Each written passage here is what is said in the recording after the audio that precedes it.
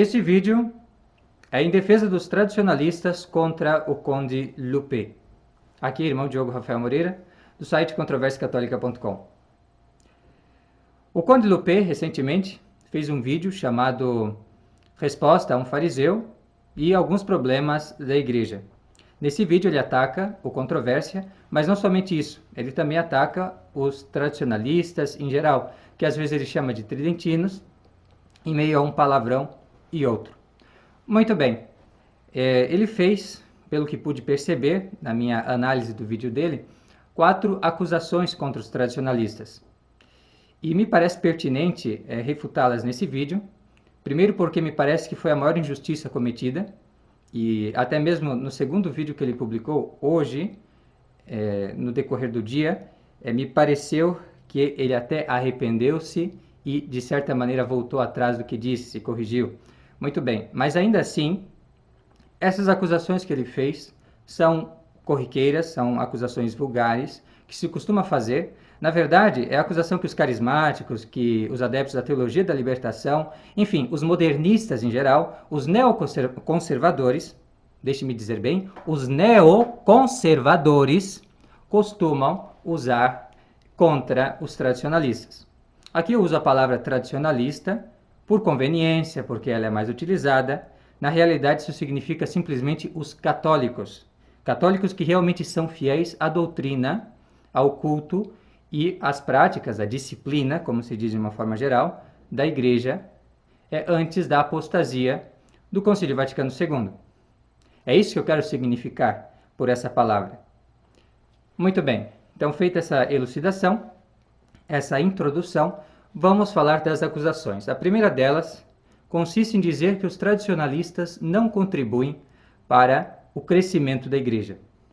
Isso é uma verdadeira falácia, isso é uma verdadeira calúnia. Eu testemunho semanalmente pessoas que vêm e dizem: irmão Diogo, muito obrigado pelo seu trabalho, como um protestante fez 5 dias atrás. Muito obrigado pelo seu trabalho. Eu não tinha conhecimento dessas doutrinas que são escondidas pelos modernistas, que são distorcidas pelos modernistas. E se eu fosse assim, eu não teria sido por 10 anos evangélico. Hoje, com o entendimento que eu tenho, graças ao trabalho de vocês, que não é nada mais do que o trabalho que os tradicionalistas fazem, ensinando a doutrina tradicional da igreja de sempre, hoje eu sou católico. E é assim, e existem muitas outras mensagens que eu poderia aduzir. Claro, a maioria das pessoas vem justamente do modernismo, escandalizadas, porque vem todos os absurdos que se fazem lá. Absurdos que têm como raiz uma heresia condenada por São Pio X na Pachente. Muitos dos absurdos que o próprio Conde vai dizer no vídeo têm um fundamento modernista, como nós vamos ver depois quando tratarmos da quarta acusação. Mas nessa aqui em particular, vamos ver qual que é o verdadeiro obstáculo para o crescimento da igreja. O verdadeiro obstáculo para o crescimento da igreja, o que realmente mostra que o Conde vem com uma conversa falaciosa quando diz assim que os carismáticos e até os adeptos da teologia da libertação levam a um crescimento da igreja, é que não existe realmente apostolado, ecumenismo de retorno, para usar um termo que o Bento XVI vai negar, que agora nós não fazemos ecumenismo de retorno. Então não é esse de levar as pessoas a se converterem ao catolicismo, saírem das seitas e das falsas religiões para a Igreja de Nosso Senhor Jesus Cristo, para a única verdadeira religião. Não se trata disso. Com o Vaticano II mudou-se essa doutrina e agora há aquilo que se pode chamar simplesmente de ecumenismo, pelo uso, ou então de falso ecumenismo, como foi condenado na Mortalium Animus e outros documentos da Igreja. E esse ecumenismo já apareceu, claro, na Unitatis Redintegratio, onde eles louvam os protestantes por começarem esse negócio de fazer ecumenismo. Quais protestantes? Os protestantes apóstolos, os protestantes maçons, os protestantes que justamente queriam implantar uma ideia naturalista de cristianismo. Essa ideia que vem ali dos protestantes, que é louvada já na Unitatis Redintegratio, também depois na Auto Non Sint é retomada por João Paulo II. O mesmo João Paulo II faz um diretório ecumênico com as mesmas ideias. E nós temos, claro, como sol, que o Francisco diz que nós não devemos convencer as pessoas da nossa religião. Nós não devemos converter, né, as pessoas das outras religiões, porque isso é um pecado contra o quê? Contra o ecumenismo. É por isso que os padres não falam de apologética. Tá? Essa é uma doutrina estabelecida, uma doutrina condenada, uma doutrina que vem da noção de experiência religiosa, que nós denunciamos inclusive recentemente, que é muito importante isso, né? Essa parte, esse arcabouço teórico para compreender o erro do ecumenismo. O ecumenismo nasce de uma heresia maior, que é o modernismo, um sistema herético, que vai falar da tal da experiência imanente de Deus, experiência religiosa. E como todo ser humano tem essa experiência imanente de Deus, essa experiência religiosa, então cada um tem algo a ensinar e algo a aprender com o outro em matéria de religião. Tá? Então isso obscurece a noção de uma revelação pública, isso obscurece a noção dos dogmas, e isso inclusive é o que permite para os modernistas acreditarem nessa evolução doutrinal, né, que hoje nós acreditamos isso, mas por causa das citações históricas agora nós acreditamos em outra coisa, que foi condenado também, como diz São Pio X Napachende, no Concílio do Vaticano, ou Vaticano I. Muito bem, então, esse ecumenismo, que é uma doutrina típica do modernismo, é o que impede as conversões. Tá? E isso é algo assim tão provado. Isso que eu falei aí daquele protestante, né, que veio até mim e disse isso, confessou isso, é uma evidência. Mas também tem uma evidência muito mais antiga que encontrei nas obras do padre Sainz de Arriaga, especificamente naquela chamada Sede Vacante, que foi publicada no início dos anos 70. Nós temos essa obra aqui e pretendemos inclusive traduzi-la.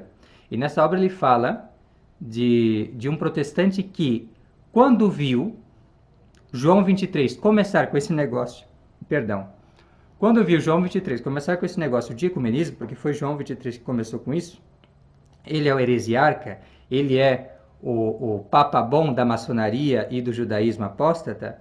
Quando ele veio com isso, muitos protestantes queriam se converter, quando viram acontecer a mesma coisa que eles já viam já com os episcopalianos, presbiterianos e metodistas, maçons deles lá, fazerem, esse pacto com o mundo e o naturalismo maçônico, quando eles viram isso acontecer, então eles hesitaram e não se converteram. Ele conta a história de um amigo dele, que iria se converter e não se converteu por conta disso. Então é isso que bloqueia as pessoas. Porque não se denunciam as falsas religiões.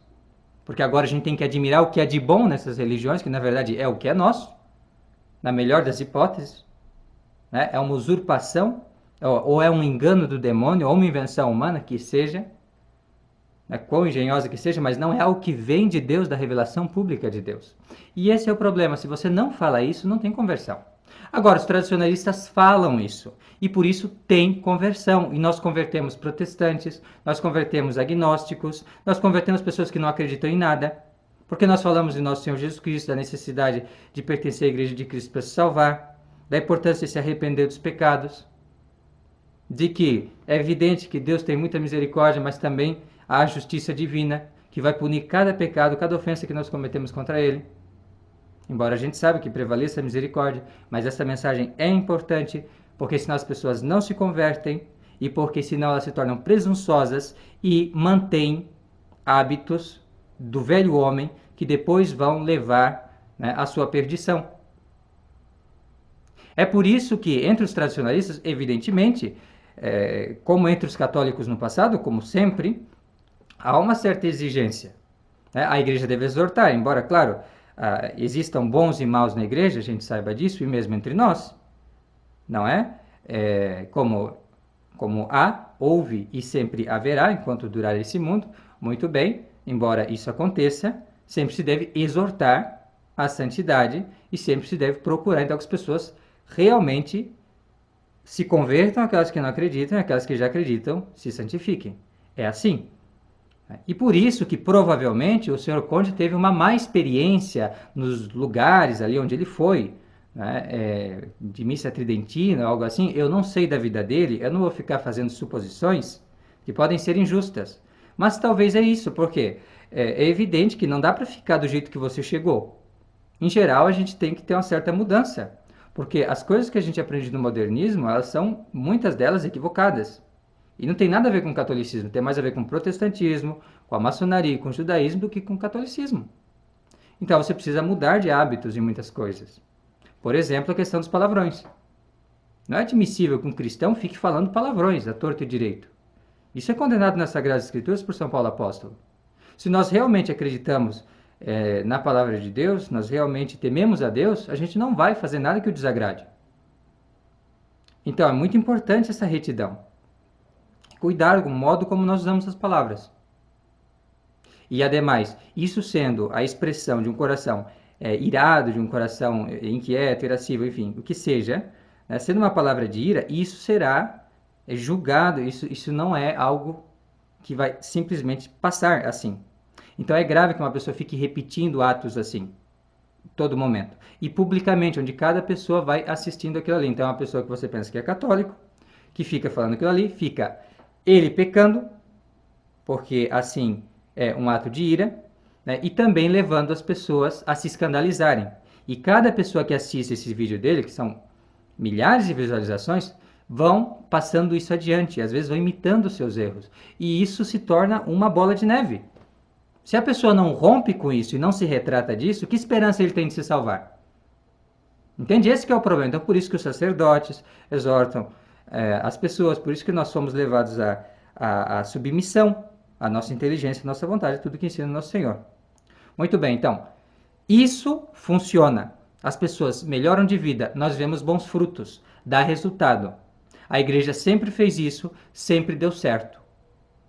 Sempre deu certo. Com as dificuldades, claro, mas dá certo. O problema é que o ecumenismo judeu-maçônico, que o senhor Conde Lupé acredita, professa juntamente com o falso papa e os falsos bispos da seita dele, a seita que é mais nova que a minha avó, né, e provavelmente que a avó dele. Então, é isso aí que atrapalha.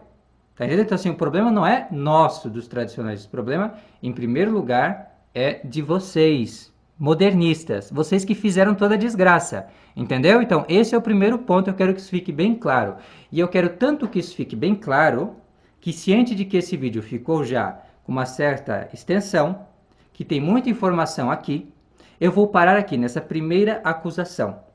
Então, eu vou deixar aqui para que seja ponderado, para que seja meditado, para que seja lido o que escrevi já a respeito, tá? Porque também compus um artigo de 2.500 palavras para poder corroborar com as coisas que eu vou dizer, né? Porque eu não vou ficar aqui para dar uma resposta onde eu vou citar a Escolinha do Professor Raimundo e um filme da Disney ou um livro romântico de Victor Hugo, algo assim. Não, né? A gente precisa dar as fontes, fontes católicas, fontes seguras, ou então algo que venha de um conhecimento empírico, ou de uma conclusão razoável, com premissas que são verdadeiras, algo assim. Tá? Então, vai estar ali o texto para você refletir, pensar, considerar bem tudo que foi dito. Tá? E aí você vai entender, o problema é esse. Tá? E a RCC aceita, né, ou melhor, RC do C, ou RC apenas, renovação carismática, é aceita justamente porque ela vem dessa noção de experiência religiosa também.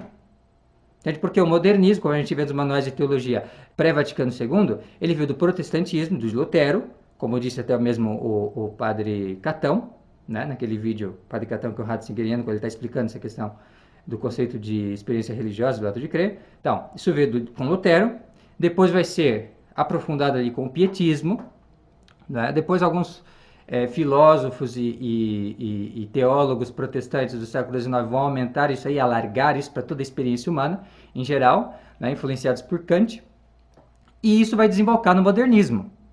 Tá? E essa mesma ideia de experiência religiosa que move a renovação carismática. Entende? E é a mesma noção de experiência religiosa que vai mover também a teologia da libertação, só que com uma outra matriz, com uma outra reflexão, entende? Que é a experiência religiosa deles com os pobres. Tá? Então, isso tudo é modernismo, isso tudo é herético. Ninguém pode defender essas ideias. Ninguém está autorizado a fazer isso. Ninguém. Até porque isso aí é apostasia da religião, revelada por Deus. Isso é desistência da missão da igreja. Isso é apostasia. Simples assim. Tá? Então vamos pensar sobre isso, porque isso realmente é um problema sério se tratar. Isso é um problema da igreja? Aí, isso sim, a gente tem que exterminar isso. Aí as coisas vão funcionar bem. Entendeu, senhor Conde Lupe? É assim. Está bem? Senhor Leonardo Oliveira. Compreendeu? Então, é isso. Essa é a minha mensagem aqui nesse primeiro vídeo. Depois vamos falar sobre os outros ataques, acusações do Conde Lupe contra os tradicionalistas. Muito obrigado pela atenção. Fique com Deus. Até a próxima. Tchau, tchau.